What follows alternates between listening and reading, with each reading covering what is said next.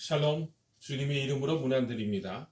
주님의 평강과 생명과 소망의 빛이 이곳을 방문하신 모든 분들에게 함께 하시기를 주님의 이름으로 축원합니다.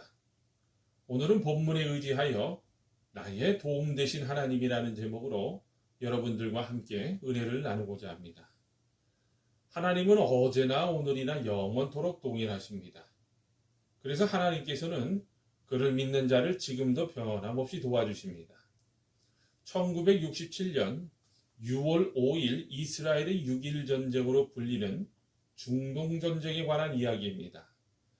이스라엘은 당시 인구가 200만 밖에 되지 않아 아랍연합국에 비해 100배나 차이가 났고 군력도 비교할 수가 없었다고 합니다. 그런데 이스라엘 군대를 이끄던 모세 다이안 장군이 세계가 깜짝 놀랄 만한 선언을 했습니다. 다이안 장군은 우리는 이 전쟁에서 반드시 승리할 것이고 승리할 무기가 있다고 자신했습니다. 그리고 이 말을 들은 세계의 사람들은 유대인들은 노벨 수상자도 많고 과학자도 돈도 많으니까 아마도 원자폭탄이나 수소폭탄 같은 숨겨놓은 신무기일 것이라고 추측을 했습니다. 그런데 이제 6일 만에 전쟁에서 크게 승리한 후 이스라엘 한 장관이 언론에 나와 이렇게 발표를 합니다. 우리가 가지고 있었던 그 비장의 무기는 다름 아닌 시편 121편의 말씀이었습니다. 내가 산을 향하여 눈을 들리라. 나의 도움이 어디서 올까? 나의 도움은 천지를 지으신 여호와에게서로다. 아멘. 바로 오늘 읽은 본문의 말씀입니다. 지금 이 순간에도 이 말씀은 조금도 변함없이 우리에게도 유효합니다. 그렇다면 여러분, 이 땅을 살아가면서 우리는 어떻게 하나님의 도움을 누릴 수 있을까요? 첫 번째입니다. 하나님을 가까이 하시기 바랍니다. 오늘 본문의 표제를 보면요, 성전에 올라가는 노래라고 했습니다. 여러분도 잘 알다시피 이스라엘 백성들은 1년에 3차례 예루살렘을 찾아옵니다. 그 이유가 바로 절기를 지키기 위해서인데, 여러분, 여기에 바로 답이 있다는 겁니다. 이처럼 하나님을 가까이 하면서 찾고 또 찾기를 바랍니다. 이스라엘 백성들이 성전에 오기까지 그 길이 험하고 험했듯이 하나님께 우리 몸과 마음을 바치기까지 쉽지는 않습니다. 처음에는 몸과 마음이 말을 듣지 않고 잘 받쳐지진 않아요. 자꾸 다른 할 일이 생각나면서 헛된 생각이 우리를 밖으로 불러내기도 합니다. 그러나 이기고 이기면서 힘쓰고 노력하면 예수님처럼 온전히 주님과 교제하는 영의 사람이 되는 거예요. 이렇게 하나님은 가까이 하는 자를 도우신다는 겁니다. 그래서 야고보서 4장 8절에서 하나님을 가까이 하라. 그리하면 너희를 가까이 하시리라고 했습니다. 또 히브리서 4장 16절에서도 그러므로 우리는 긍휼하심을 받고 때를 따라 돕는 은혜를 얻기 위하여 은혜의 보좌 앞에 담대히 나아갈 것이라고 했습니다. 하나님 앞에만 나가도 하나님께서 긍휼히 여기시고 모든 짐을 벗겨주신다고 합니다. 그래서 시편 78장 8편 28절에서 다윗이 이렇게 고백을 하지 않고 있습니까? 하나님께 가까이함이 내게의 복이라. 내가 주 여호와를 나의 피난처로 삼아 주의 모든 행적을 전파하리라. 아멘. 그러나 여러분, 잘 아셔야 할 것이 하나 있습니다. 이와는 반대로 하나님과 멀어지면 우리의 삶은 어렵고 사단 마귀의 시험이 우글거립니다. 하나님을 가까이 해야 삽니다. 욥을 보세요. 욥은 환난이 컸지만 하나님을 만나자 해결됐습니다. 그러므로 여러분, 예수 안 믿는 죄 다음에 큰 죄는요, 하나님을 알고서도 멀리한 것이 큰 죄라는 겁니다. 예레미야 2장 13절을 보면 놀라운 말씀이 나옵니다. 내 백성이 2가지 악을 행하였나니 곧 그들이 생수의 근원되는 나를 버린 것과 스스로 웅덩이를 판 것인데 그것은 물을 가두지 못할 터진 웅덩이들이라. 여러분 보세요. 너무나 옳은 말씀 아닙니까? 하나님을 버리는 교만은 결국에는 터질 수밖에 없는 웅덩이일 뿐입니다.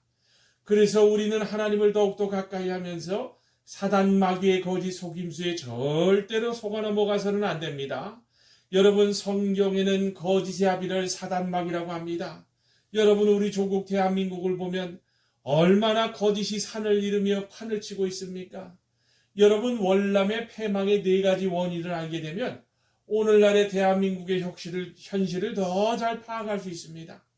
월남 패망 당시에 대한민국의 마지막 공사였던 이대용 공사님의 이야기를 들어보면요. 아, 그렇구나. 대한민국이 지금 위기구라는 것을 정확히 알 수 있는데, 첫 번째가 바로 부정부패라고 합니다. 둘째가 바로 간첩이라고 합니다.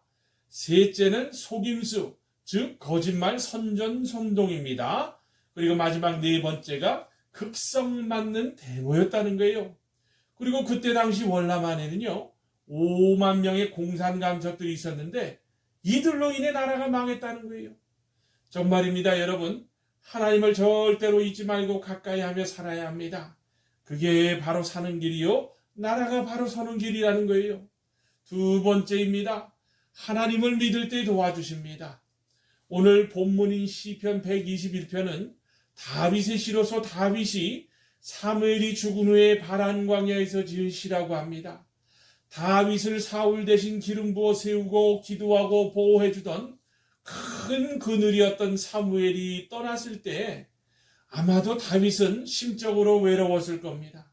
그러나 다윗은 그럴 때에 믿음으로 눈을 들어 천지를 지으시고 인간을 만드신 하나님을 바라보며 결코 나를 떠나지 않을 것이라는 확신을 가지고 오직 하나님만이 자신의 도움임을 고백을 했어요. 다윗은 하나님을 천지를 지으신 여호와라고 합니다. 천지를 지으신 여호와는 창세기 1장 1절에 나오는 전지전능하신 엘로임 하나님을 가리킵니다.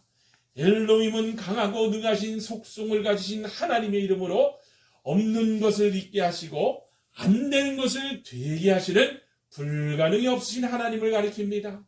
다윗은 사무엘의 죽음으로 두려움과 외로움에 빠져 무너질 수 있는 위기에 봉착했지만 그러나 다윗은 달랐습니다. 문제를 크게 본 것이 아니라 문제를 해결해 주시는 하나님을 볼 수 있었다는 거예요. 어려울 때 주의 이름을 부른다는 것이 쉬운 일 같아도 믿음이 있는 사람만이 할 수 있는 일입니다. 이해되고 체험되어야 믿는 것은 누구라도 합니다. 볼 수 없고 이해되지 않아도 믿는 것이 믿음이라는 거예요. 우리의 손에 잡히는 것도 없고 마음에 체험되는 것도 없고 여전히 문제는 크고 클지라도 없는 것도 있게 하시고 안 되는 것도 되게 하시는 크신 하나님에 대한 믿음이 변함이 없어야 합니다.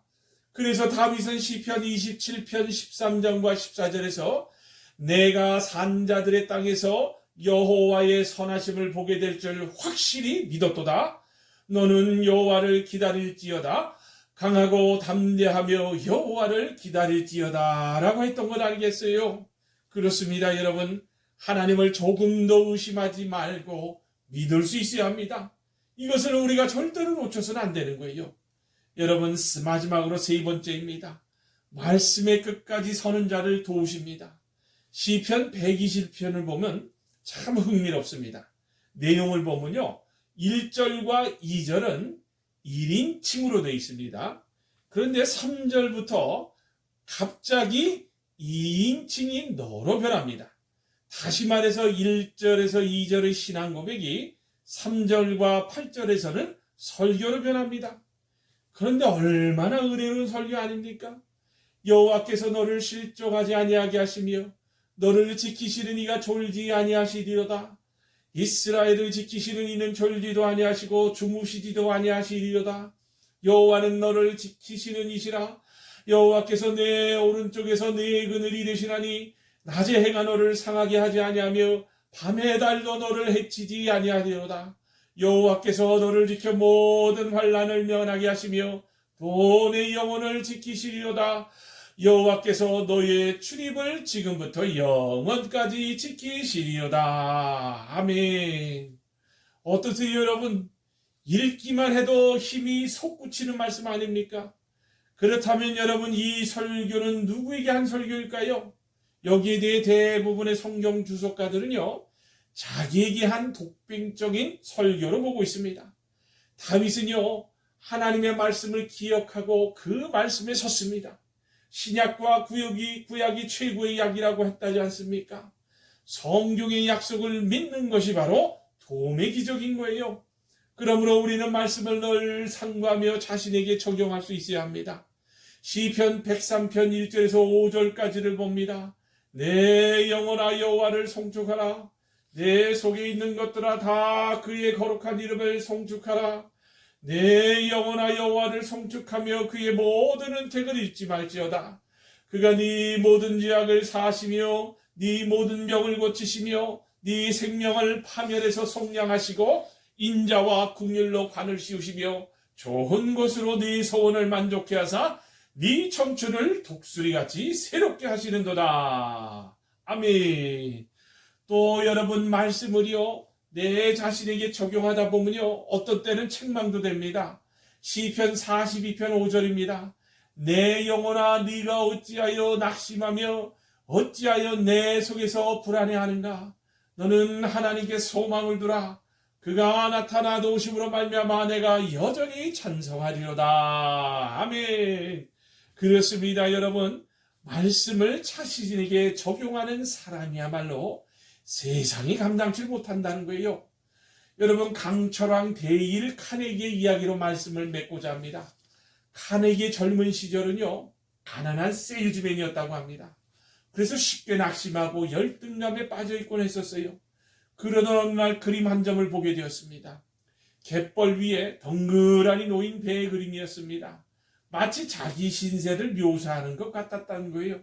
그런데 그 그림 밑에 이런 글이 쓰여 있었습니다. 밀물은 반드시 온다. 그는 이 말에 큰 감동을 받고요. 마음을 다져먹었다고 합니다. 그러면서 자신에게 이렇게 외쳤어요. 그래, 좋다. 밀물이 오면 나는 큰 바다로 나가리라. 그리고 결국 하나님이 그를 믿음이 있는 부자, 기국을 가장 많이 내는 부자로 만들어주셨다고 합니다. 여러분 얼마나 도전이 되는 말씀 아닙니까? 이런 자연의 계시를 보고도 믿음을 얻었다고 하는데 우리는 특별 계시인 성경을 본 성도야말로 얼마나 복받은 사람들 아닙니까? 힘을 내세요. 말씀으로도 큰 힘을 얻으시기를 바랍니다. 말씀을 맺습니다. 우리 일생 살아가는 동안 하나님의 도움 없이는 불가능합니다. 하나님은 도움의 하나님이시며 우리를 돕기를 원하십니다. 그러기 위해 예수님을 보내셨고 성령을 보내주셨습니다. 그러므로 우리 모두 회개와 예배와 기도와 찬송으로서 하나님을 더 가까이 하고 조금 더 의심하지 말고 크고 전지전능하신 무에서 유를 창조하는 헬로의 하나님으로 믿고 그 말씀과 언약에 굳게 서서 변함없이 바라는 복된 성도들이 다 되시기를 주님의 이름으로 축원합니다. 아멘.